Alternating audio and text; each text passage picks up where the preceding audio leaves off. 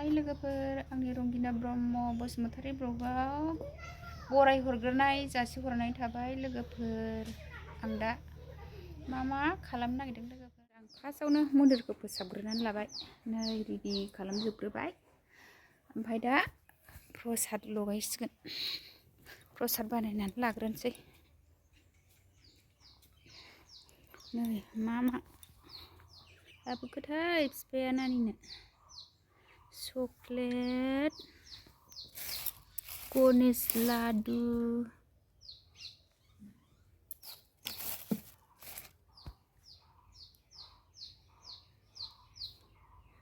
फुजाखौ होनसै दसे उनाव। ओम होनसै ने नानि, जोंहा ओम होनसै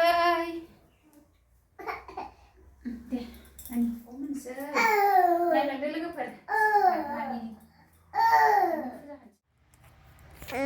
थुनद्रासा चक्लेट जाबाय मालाय स्कुलनिफ्राय फैनानै।